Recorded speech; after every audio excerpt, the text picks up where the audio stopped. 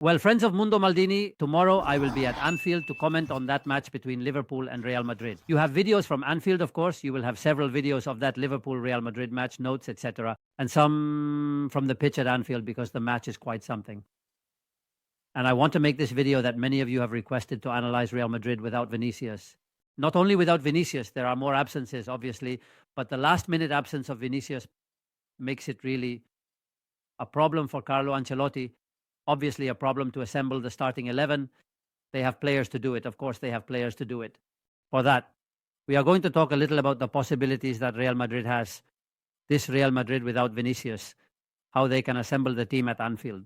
I want to remind you before we move on to see a bit of the pitch and all this, that Real Madrid against Liverpool in recent years has really been steamroller.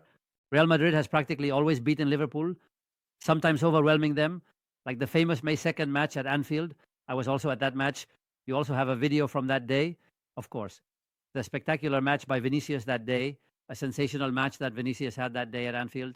I remember it perfectly. And then, of course, the famous final. Here we have images of what that match was on May the 2nd, which started with Madrid losing 2-0, I remember. And in the end, they ended up overwhelming and scoring 5 goals, sealing the tie. Then in the return match, Madrid would have no problem. And then, of course, there is the famous final. Well, 2 finals, the famous final in Kiev with Gareth Bale, spectacular. And the famous final with the goal by Vinicius, who has been a key player in the matches against Liverpool, evidently. That goal by Vinicius with the faith play by Valverde that ultimately made Real Madrid champions of Europe that evening in Paris, where Courtois truly stopped absolutely everything. I have seen it many times. I don't remember a goalkeeper's performance in such an important match, Courtois that day. But speaking of this match, of this tie, well, of this key match for Real Madrid, I have to say several things. First, Real Madrid plays more than Liverpool. This is obvious, but Madrid has only 6 points in 4 matches, and Liverpool has won everything in the Champions so far. I believe Liverpool is the most informed team in Europe. I sincerely believe that.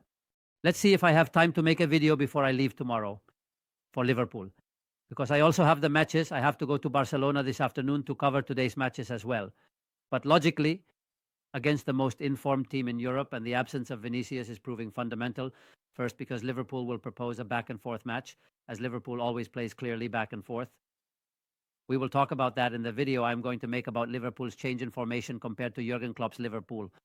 Let's speculate on what we have come for, friends of Mundo Maldini.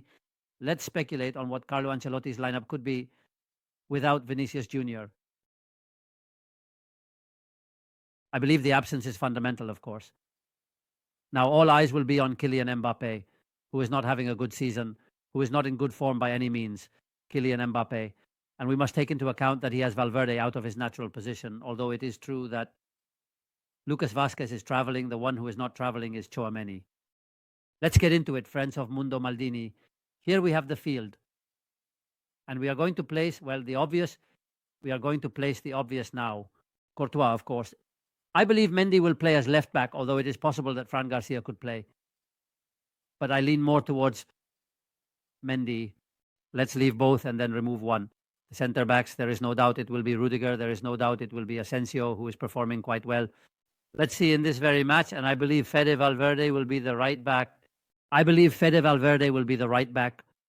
I have no doubt, because in the end, Lucas Vazquez is not fit. Then in the different possibilities, we will place Lucas Vazquez as a fullback and return to the midfield. Here. There is an obvious issue. Of course, Camavinga will be the pivot, and I believe he is at a very high level. Bellingham will definitely start. There is no doubt about that. Mbappe, I will keep him on the left side from the start. And here we begin to compose the team. In normal conditions, Güler will also be a starter. I believe Güler will be a starter, and we have 2 positions left. We have 2 positions left in a match where Madrid needs a lot of control. Watch out for the possibility of Luka Modric coming in, and it being a Camavinga, Modric, Güler, Bellingham with Mbappe. And up front, I think Carlo Ancelotti is looking for a center forward. A number 9, the man is Hendrick. In fact, he is the only one who is more of a center forward among those called up, because Real Madrid honestly doesn't have much more. I believe this would be a quite reasonable lineup. Courtois, Valverde, Asensio, Rudiger, Mendy, Camavinga, Modric, Bellingham, Güler, Hendrick, and Mbappe. Of course, the issue is the following. Valverde can indeed be a good right back. He will face Luis Diaz. But he is a good right back. Of course, ideally for Real Madrid. Lucas Vazquez would be somewhat fit, and I think it would be Valverde here, with Lucas Vazquez on the side. This would be a good possibility for Real Madrid, and then a possibility with more control would be to take out Güler and put in Modric and play 4-3-1-2, something like that. But I think Valverde is going to be a fullback. So since I believe Valverde is going to be a fullback, we move Valverde to the side and continue with this lineup.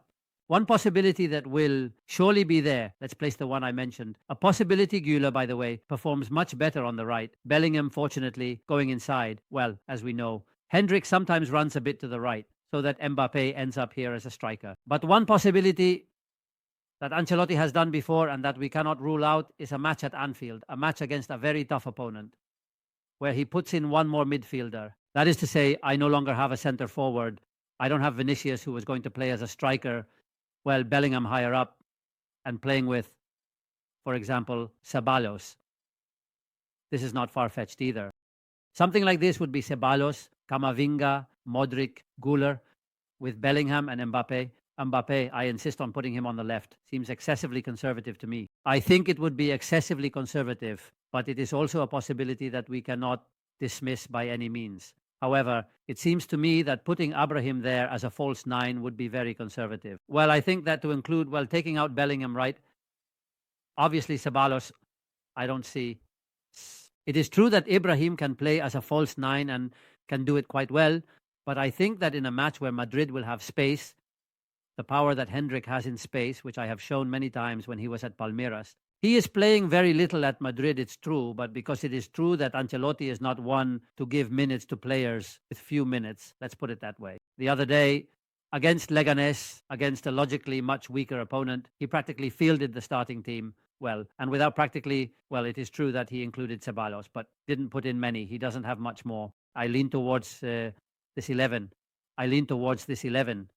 Then there is a slightly more, I don't want to say conservative possibility, but if you don't see Modric for 90 minutes and to play the last half hour, then put in Ceballos and play with Camavinga, Ceballos, Güler, Bellingham, Mbappe, and Hendrick. This would be the team from the other day against Leganés, except for Fran Garcia for Mendy and except for Hendrick for the injured Vinicius. It is a possibility, but I think that in a match where Madrid needs to slow down the pace at many moments, I believe that the experience and level of Luka Modric, who was a substitute the other day and played very few minutes, can earn him a starting position. Let's see. We will see. Tomorrow I will be at Anfield, Friends of Mundo Maldini, to comment on this great match between Liverpool and Real Madrid on Movistar. I invite you to watch the match. It is going to be tremendous. It's a shame. It's a shame that not all the players we would like to see can be there, because it is evident that without Vinicius, Madrid loses and loses the match. Obviously, they also lose the match. But well, great match. Match, I insist. More important for Real Madrid than for Liverpool. I have no doubt about that. Hug. Bye, bye, bye, bye.